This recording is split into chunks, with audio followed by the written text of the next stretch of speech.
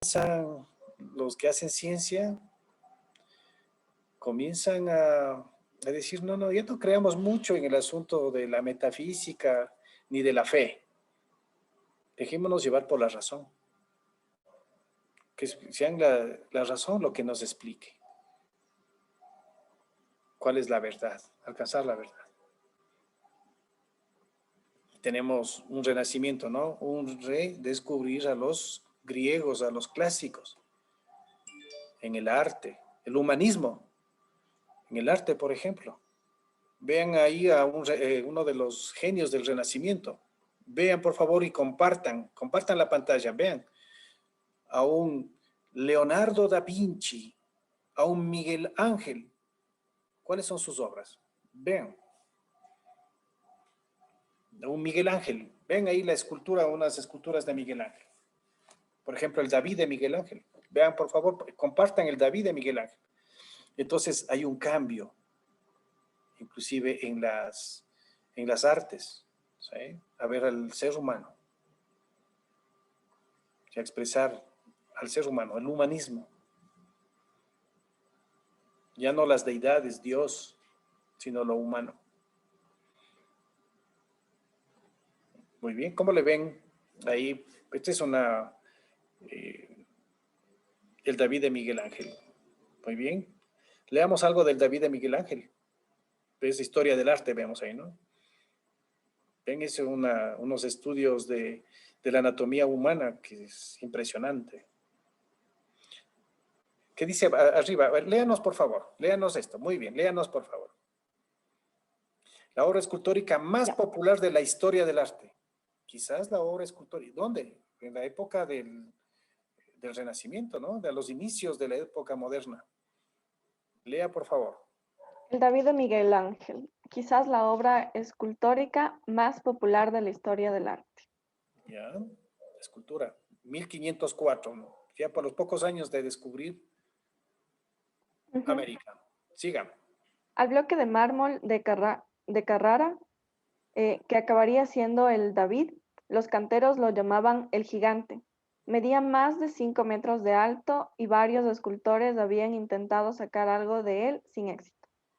Agostino di Duccio incluso dejó en el bloque un terrible agujero, quedando la pieza prácticamente inutilizada.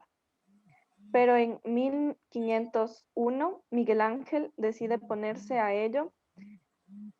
Recordemos que tenía 26 añitos. Se pasó mucho tiempo mirando el bloque que estaba en el patio del departamento de obras de la catedral. Comió por la maleza. Comido por la maleza. Comido por la maleza.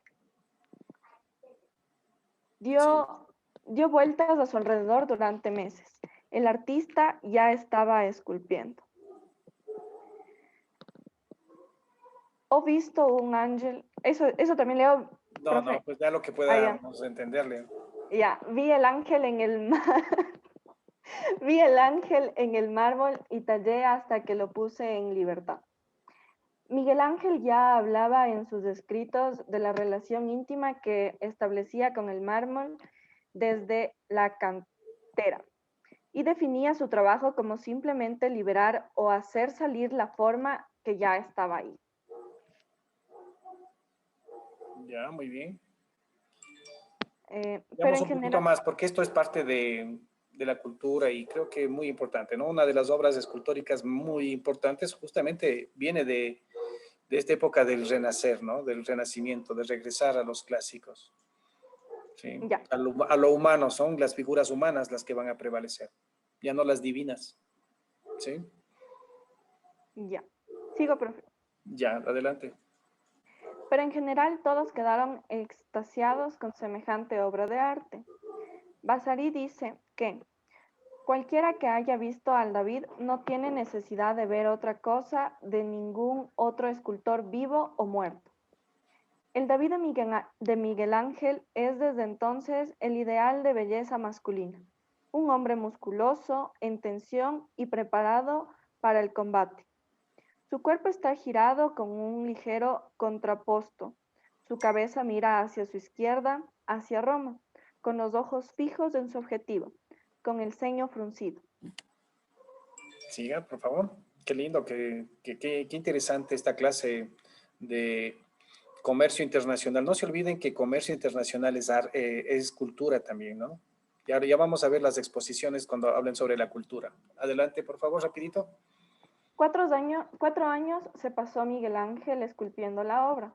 A las pocas semanas de comenzar, el escultor pidió que levantaran 4 muros alrededor del bloque para poder protegerlo de los curiosos.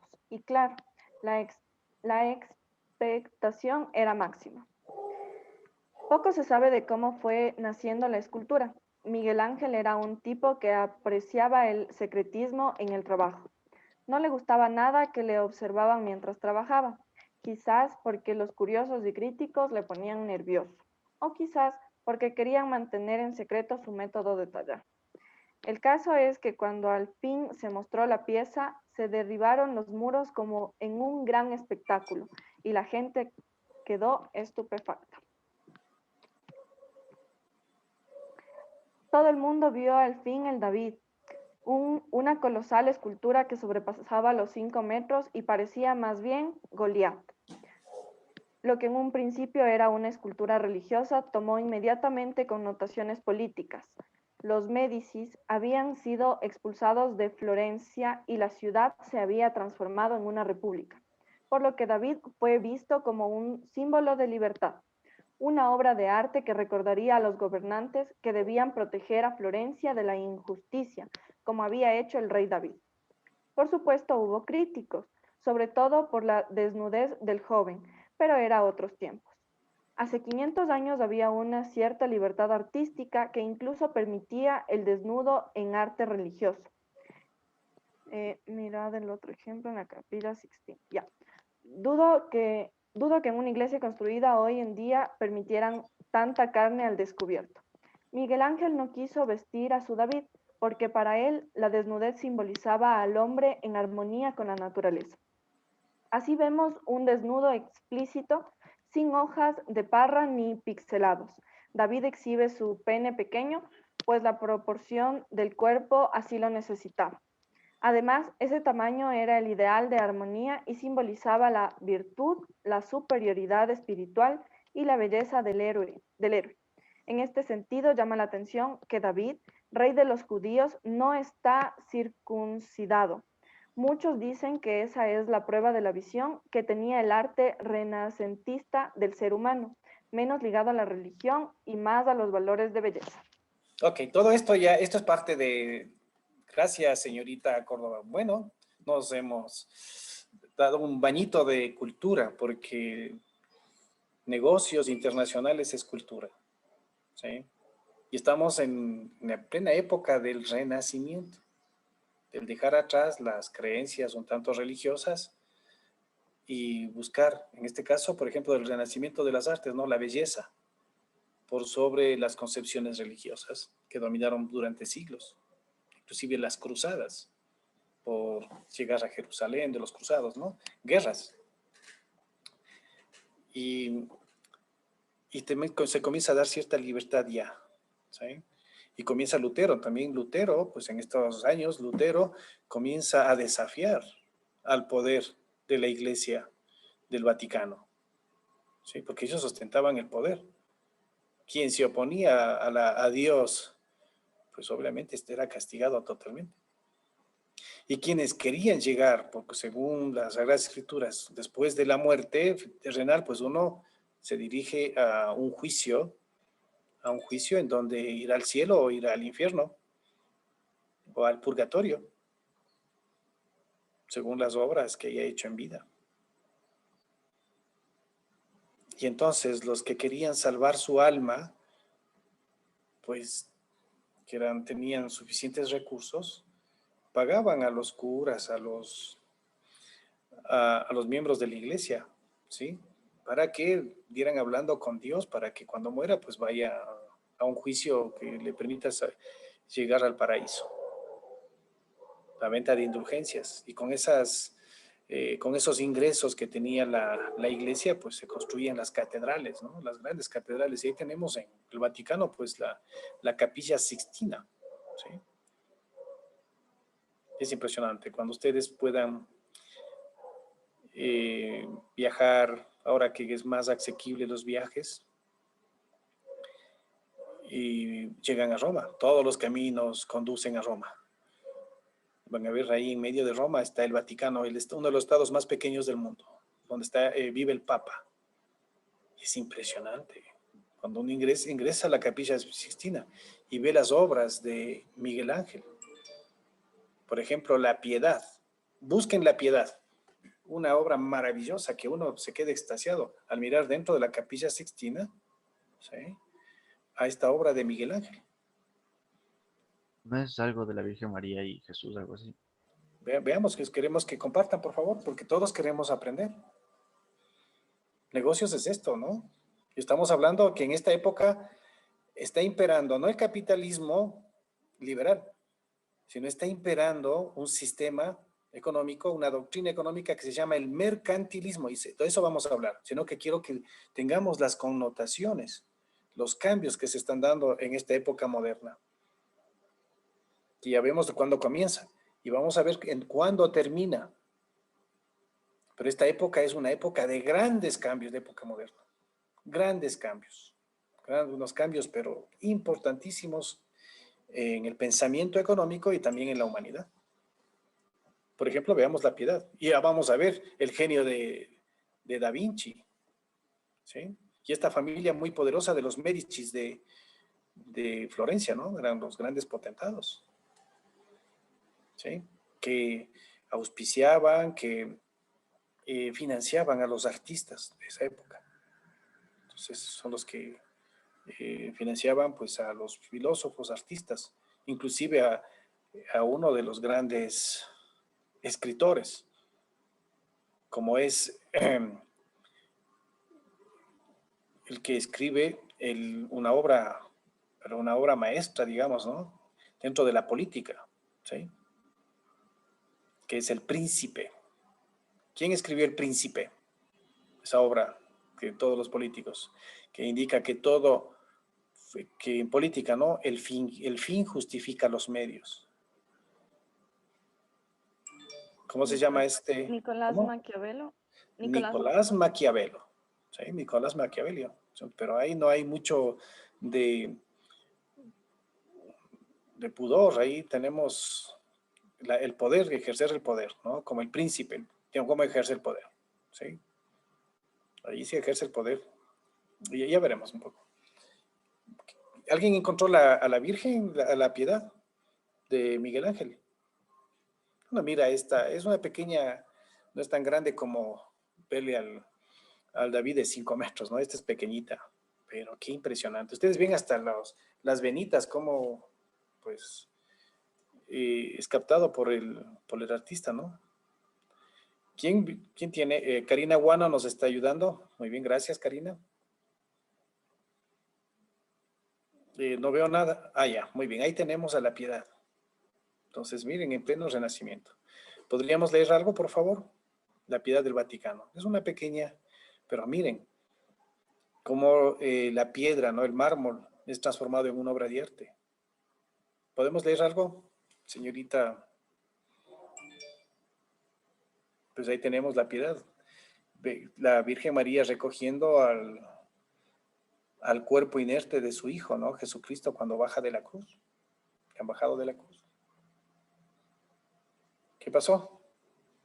Ya le comparto, profe, es que tenía ¿Alguien que más? activar ¿Alguien que como tenga rapidito para, por favor, porque Yo se le nos va el comparto, tiempo? profe, ¿ya? Ya, Dayana, gracias también, Karina, porque nos ha compartido, nos hizo las primeras tomas. Ya, podemos leer un poquito de cultura, porque sí nos interesa esta época en la que estamos estudiando, ¿sí?, las transformaciones en la parte política, en la parte económica y en la parte de la tecnología también. Después tendremos la revolución industrial. Adelante, por favor. Ya. El tema de la piedad siempre ha representado de manera tormentosa ante la situación que protagonizan la Virgen María y su Hijo. Sin embargo, Miguel Ángel va más allá y realiza una piedad plasmando armonía, belleza y equilibrio, dejando a un lado el excesivo dolor. Nos situamos en 1498 en Roma, en pleno Apogeo. apogeo, perdón, del Renacimiento del cardenal Saint-Denis, encarga al escultor florentino Miguel Ángel que realice una piedad. Se trata de la actual piedad del Vaticano. También nombra como Pietà, creada en mármol de Carrara y localizada en la capilla del Crucifijo de la Basílica de San Pedro. Piedad representa el dolor de la Virgen María al sostener en brazos el cadáver de su hijo Jesús cuando desciende de la cruz. El grupo escultórico forma un triángulo equilátero sobre una base elíptica que otorga equilibrio y estabilidad a la imagen. Es notable la influencia neoplatónica sobre el escultor que da como resultado el idealismo renacentista que hace que la belleza predomine sobre el sufrimiento. De esta forma, a pesar del momento tan duro que se representa, la Virgen María aparece con el rostro joven, bello y inmaculado. Inmaculado. Ya, muy bien. Siga. Simboliza a María eternamente virgen y madre, Jesús con un aspecto más duro que el de su madre. Más maduro Que el de su madre, representando un rostro común en la naturaleza humana. Una característica poco visible, pero sí muy importante, es el portentoso tamaño de María, ya que si se pusiera de pie, se vería a una mujer de unas dimensiones demasiado grandes. Pero todo tiene su explicación y es para sí corregir la óptica sobre la escultura desde el suelo, situando el cuerpo de Jesús en un punto de apoyo mayor. Miguel Ángel pone mucha atención también en los detalles y en la anatomía, además de la inteligencia de saber jugar con las luces y las sombras, como en los pliegues de los paños de la Virgen, en los que casi se hace deslizar la luz. Así tenemos la piedad más armoniosa de todas, que como última curiosidad es la única obra firmada por Miguel Ángel. La firma la plasmó sobre la Virgen en la misma noche en la que se enteró de que circulaba el rumor de que esta escultura no era de su autoría. Ok, muchas gracias. Entonces ahí vemos un poquito de la historia del arte, ¿no? Entonces estamos ubicándonos alrededor del descubrimiento de América, 1492, estamos 1498, 1504, y por último, pero creo que es muy importante esto, el genio de genios también, del Renacimiento. Este inventor, este anatomista, bueno, pintor, escultor, Leonardo da Vinci, que tiene la pintura más famosa del mundo. ¿Cómo se llama esa pintura que está en el Museo del Louvre en Francia? La Mona Lisa. La Mona Lisa.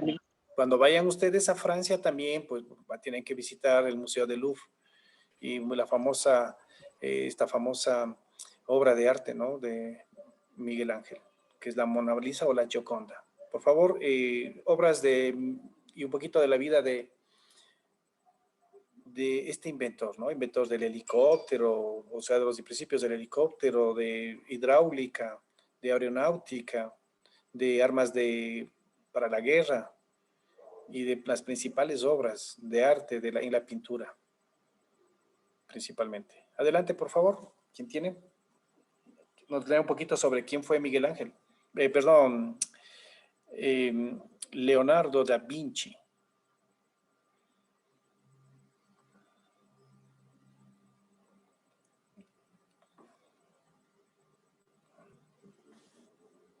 Estoy muy emocionado, ¿no? Por volver a ver estas obras. Tuve la oportunidad de verlas físicamente, estas obras, en Florencia y en Roma. Ya, muy bien. Ya, profe. Leonardo da Vinci tuvo 11 obras. Nos dice que Leonardo da Vinci fue pintor, escultor, arquitecto e ingeniero militar, pero su nombre quedó para siempre ligado a la pintura. Por eso, aquí se abordarán 11 de las obras más importantes del artista por el orden cronológico. La primera, que es la Anunciación, nos dice que fue pintada entre los años 1472 y 1475. La Anunciación es un cuadro al óleo sobre Óleo. óleo sobre madera que representa los primeros pasos de Leonardo en la pintura, a pesar de que no todos concuerden con el veredicto. El cuadro estuvo escondido en un monasterio hasta 1867, cuando fue trasladado a la Gallería de degli Uffizi en Florencia.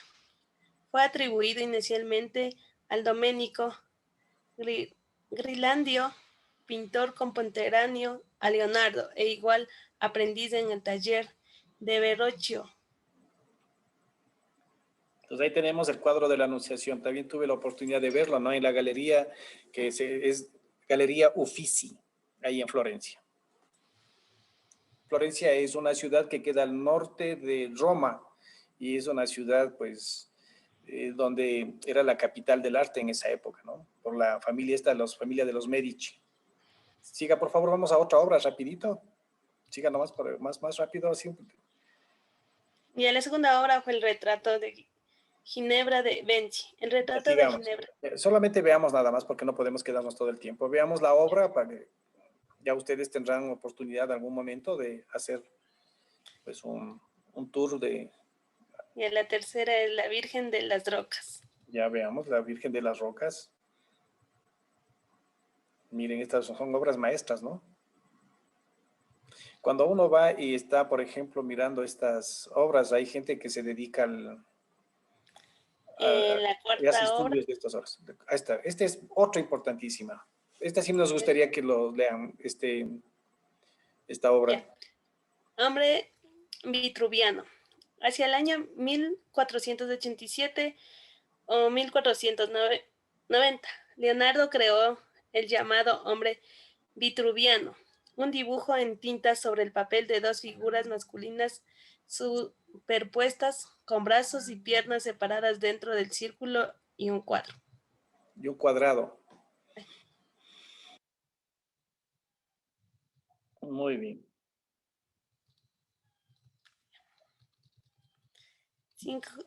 La quinta obra es La Dama con Armiño. Siga, por favor. Ahí está un armiño y la dama con su armiño, ¿no? Ya. La sexta obra es La Belle Fenoriere. Ya, muy bien. La séptima es La Última Cena. Este es muy famoso, ¿no? Este es pintado en una pared, digamos, se llama un fresco. Pero ahí lo tenemos, ¿no? Esto La hasta octava ahora, obra es del Salvator Mundi. ahí tenemos a Cristo, Salvador del mundo. Y esta es la más famosa. La novena obra está La Mona Lisa. Esta es la obra más famosa del mundo de Leonardo da Vinci, por la sonrisa. La décima obra es La Virgen y el Niño con Santa Ana. Muy bien. Listo, muchas gracias. Y la última es la San Juan Bautista, que es esta. Muy bien, muchas gracias. Muy amable, señorita Nina Sunta. Gracias. Por favor, salgamos. Bien, entonces esta es una época muy importante que estamos hablando en la parte económica del proteccionismo, o dicho de otra manera, mercantilismo. Las dos palabras son sinónimas, ¿sí? ¿Cuándo termina la Edad Moderna? Ya lo dieron una fecha, pero ¿qué pasó en ese año?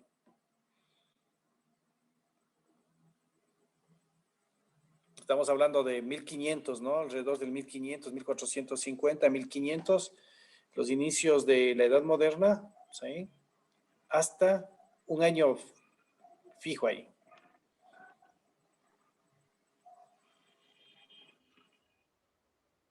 La Revolución Francesa, ¿no? La revolución en donde pues damos paso a nuevas formas de organización política, por ejemplo, la república, ¿sí? Y dejamos atrás las monarquías absolutistas. Y hasta nuestros días, desde 1789, pues la época contemporánea, ¿sí? Entonces, en la época contemporánea y finales de la época moderna, pues tenemos ahí a los grandes economistas, ¿sí? Los padres de la economía, el 1776, pocos años de la Revolución Francesa, unos poquitos años, 1776 a 1789. Pero ya está, y hay las ideas de libertad y comienzan a emerger nuevas clases sociales, como son los burgueses. Que vamos a hablar ahora, y ahora sí vamos a anotar para el examen, ahora que nos hemos dado un pequeño descansillo cultural, ¿sí? Al hablar sobre el Renacimiento y conocer estos grandes genios del arte universal como es Miguel Ángel y Leonardo da Vinci.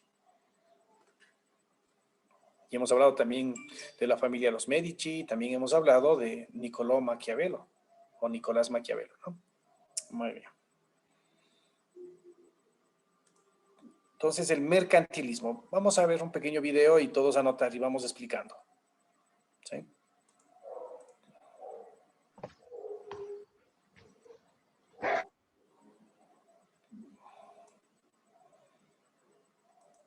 Entonces, la doctrina mercantilista, ¿no? No es una escuela del pensamiento mismo porque no hay unos autores que hayan estudiado de una manera integral, ¿no? Cómo es la organización económica, sino gente que a veces escribía pues ciertos papers, ciertos panfletos, ¿sí? Con ideas de cómo organizar la economía. Por eso no se considera una escuela, sino más bien una doctrina. Lo vemos. Me avisan si se puede ver.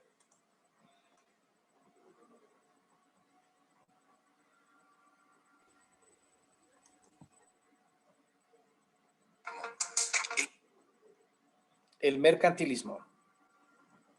El mercantilismo es una doctrina económica que tiene como principio el enriquecimiento de los países basado en la acumulación de los metales preciosos. Esta se caracterizaba principalmente por una fuerte intervención del Estado en el comercio.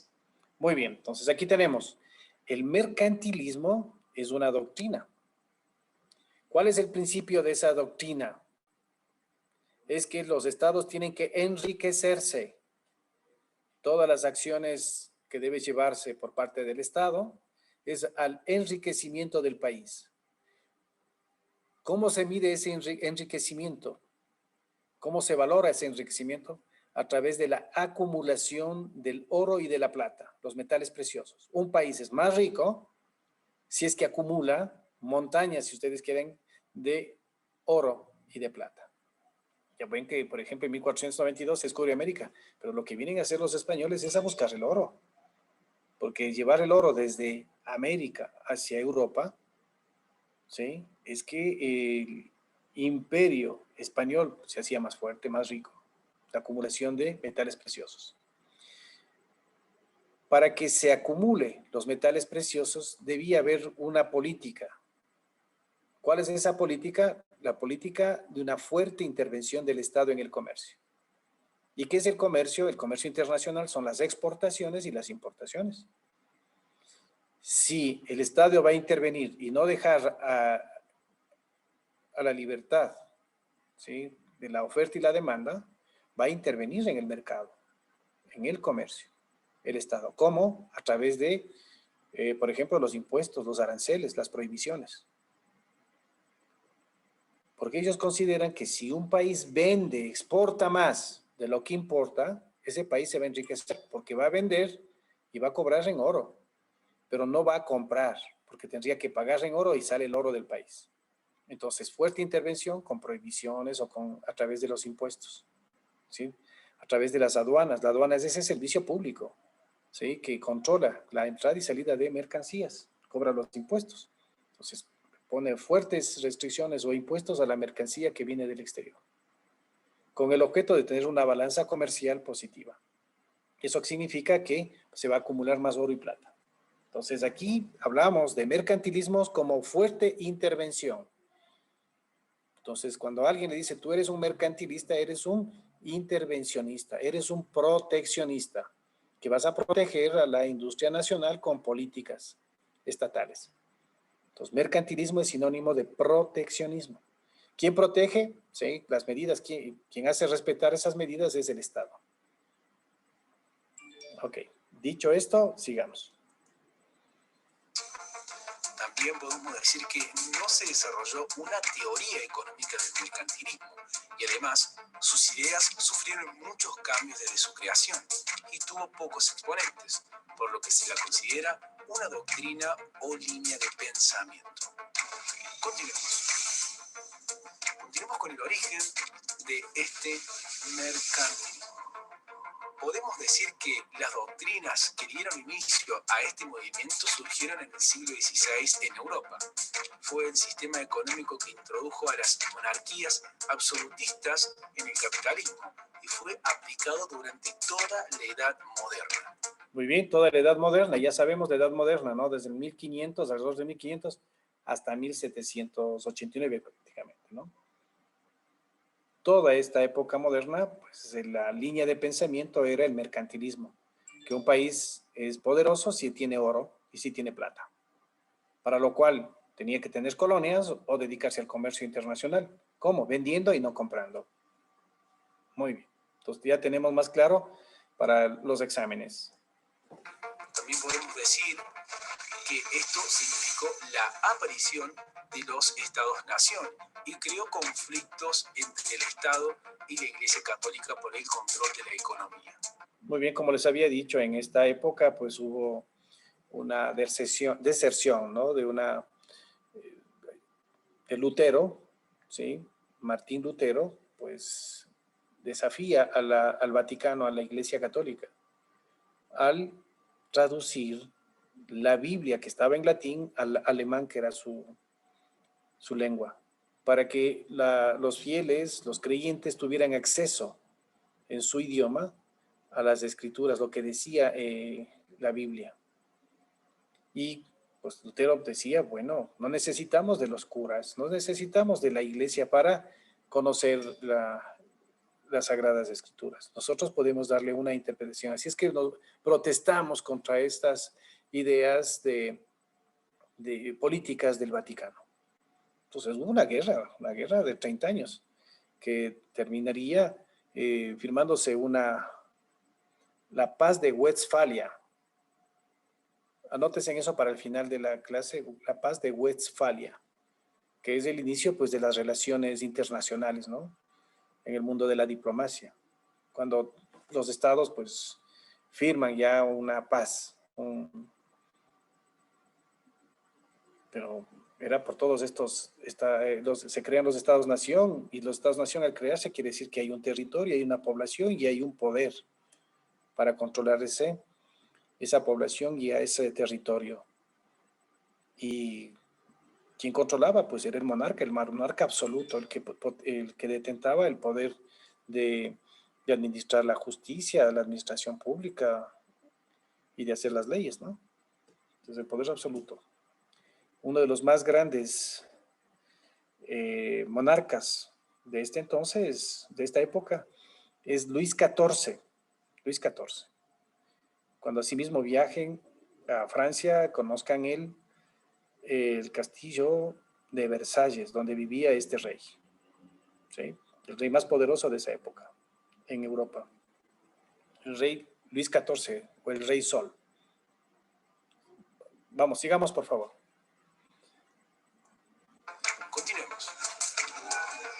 Continuemos con las causas de este mercantilismo. Con la caída del sistema socioeconómico de la Edad Media, llamado el feudalismo, se creó un nuevo sistema el cual manejaría la economía en la sociedad, llamado el mercantilismo.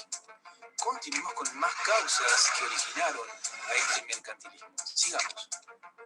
Aumento significativo de la producción. También el auge de nuevas tecnologías. Con estas nuevas tecnologías hubo un aumento de la producción, lo que llevó a la comercialización de los excedentes de producción. También con el descubrimiento de América hubo un incremento en el intercambio comercial que impulsó más a la comercialización. También la caída del feudalismo y el nacimiento de la burguesía, un nuevo movimiento social y económico que acababa con la Edad Media. Bueno, aquí tenemos más causas, ¿no? Del surgimiento de esta doctrina, ¿sí? Aumenta la producción. Si aumenta la producción, necesitamos mercados, ¿sí? Entonces hay nuevas tecnologías que hacen que aumente la producción. Y Entonces, esos excedentes hay que ubicarlos. Se descubre América, entonces tenemos ahí donde poder ubicar también, ¿sí? Y tenemos pues ya la caída del feudalismo, que es toda la Edad Media, ¿no? Y nace una nueva clase social que va después a tener mucha importancia hasta la actualidad. El nacimiento de la burguesía, los que viven en los burgos, los que comienzan a tener una acumulación de capital, ¿sí? Capital. Tenemos ahí a los comerciantes, ¿sí? Eran mal vistos en la Edad Media, sobre todo porque alguien tenía que pertenecer a algún feudo, pertenecer a un señor feudal, como un siervo. Y el que no pertenecía, pues es como una persona que está errante, ¿sí?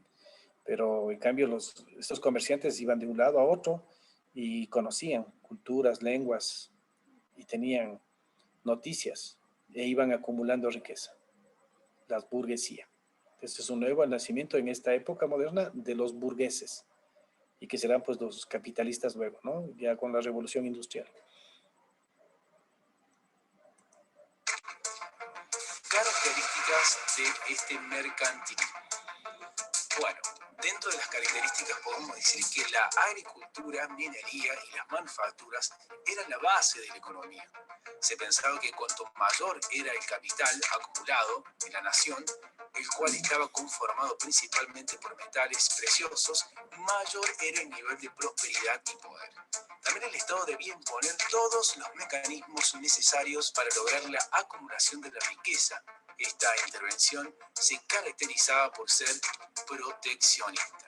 Muy bien, entonces aquí tenemos, esta es la causa, una característica muy importante del mercantilismo, ¿no? Es la intervención del Estado, ¿sí? ¿Cómo interviene? Protegiendo a la industria nacional de la competencia internacional. Y también interviene mucho la economía porque comienza a regular, a intervenir en la economía. Si alguien quería tener pues una actividad, tenía que solicitar al Estado que le dé una autorización. Decía, muy bien, quiero vender, qué sé yo, papas. Dice, muy bien, pero puede vender solamente aquí y a tal precio. No, pero puedo vender aquí solo en Amato, pero quiero irme a Salcedo. No, necesita usted un permiso para ir a vender a Salcedo. Y si no tiene ese permiso, pues, no, porque es una intervención del Estado. Dice, no, es que tengo que proteger a los de Salcedo. Y así, en Salcedo pueden estarse muriendo de hambre, pero mientras no tenga la autorización del Estado no se puede vender. Entonces, mucha intervención del Estado, ¿no? Es un Estado intervencionista. Contra todo esto estaría en desacuerdo el padre de la economía, que es Adam Smith. Él va a proponer una libertad económica, libre mercado, no intervención del Estado. Va a estar en contra de esta doctrina mercantilista. Continuemos. Sigamos con más características. También podemos decir que es fundamental mantener una balanza de pago positiva, por lo que debe ser mayor en el nivel de exportaciones que el de importaciones. También no se podía importar, solo se permitía importar aquella materia prima que resultase escasa en la nación. Se permitía exportar el excedente de la producción de bienes a cambio de oro y plata, y también estaba prohibido la exportación de los metales preciosos de la nación, ya que estos eran sinónimos de riqueza y de poder. Bueno, entonces la intervención del Estado lo que pretendía es tener una balanza comercial, ¿no? Una balanza comercial positiva. No olvidemos que la balanza comercial es parte de la balanza de pagos. La balanza de pagos tiene la balanza comercial, la balanza de servicios y la balanza de capitales. Si tenemos una balanza comercial positiva, es que el valor de las exportaciones supera el de las importaciones. Entonces quiere decir que hay entrada de oro por las mayores ventas. No se podía importar. ¿Quién hace respetar esto? El Estado. Solo se permitía importar aquella materia prima que resultase escasa. Ah, bueno, importemos, pero solo materia prima que no tengamos para producir más. Se permitía exportar el excedente de la producción de bienes a cambio de oro y plata, ¿sí? Porque el oro y la plata es sinónimo de riqueza y poder. Y está prohibido la exportación del oro, ¿no? Y de la plata, de los metales preciosos. Sigamos. Ahora, ¿por qué se le dice ser proteccionista al mercantilismo? Porque debía mantener y acumular la riqueza de su nación mediante ciertas normas, como por ejemplo, reduciendo las importaciones hacia su nación, elevando las ventas hacia el exterior de sus bienes producidos para así acumular riqueza o metales preciosos. También esta medida llevaba a que su nación se mantuviera siempre con una economía bastante sólida. Sigamos. Continuemos con el final de este mercantilismo, ¿sí? Bueno, el fin de este sistema llegó a finales del siglo XVIII. Su declive se debió al surgimiento de nuevas teorías económicas, las cuales se caracterizaban por ser más liberales y aprovechar los beneficios del comercio. Los críticos argumentaban que el sistema no comprendía a las ventajas del comercio. ¿Cuáles son las ventajas del comercio? Y aquí tenemos la teoría de la ventaja absoluta y la teoría de la ventaja comparativa que vimos el día viernes, ¿sí? Entonces, fin del mercantilismo, ¿sí? Es porque comienzan a emerger estas teorías que son tomadas ya por los países, las teorías liberales. Y no solamente en lo económico, sino también en lo político, con la revolución burguesa de los burgos, de los burgueses, la Revolución Francesa en contra de la monarquía, 1789. ¿Y cuál era la consigna de los revolucionarios franceses? Era libertad. Vamos a luchar, vamos a entregar nuestra vida si es que es posible. Pues claro, en una revolución, pues, eran masacrados en las calles. Libertad, igualdad y fraternidad. ¿Sí? Entonces tenemos ahí el fin de una época, la época moderna, para dar paso a la época contemporánea. Más adelante, durante el siglo XIX, Adam Smith propondría las teorías del liberalismo, las cuales sustituirían esta corriente mercantil. Aquí tenemos que poner más durante el siglo XVIII, ¿no? No el XIX. El XIX estaría ya más la teoría de la ventaja comparativa de David Ricardo. Aquí, por favor, corregir, ¿no? Aquí es siglo XVIII. ¿Por qué? Porque en 1776, siglo XVIII, se publica La riqueza de las naciones. Bueno, esto ha sido todo por hoy. Espero que les sea de muchísima utilidad, como siempre. Bien, creo que nos hemos dado una vuelta muy importante, ¿no? De más o menos más de 500 años. Pero queda ya perfectamente claro de dónde surgen estas teorías explicativas del comercio internacional. ¿Sí? Los 300 años de doctrina mercantilista, intervencionista, para dar a las economías liberales. Y estamos en el siglo XVIII y XIX. Pero en el siglo XIX también tenemos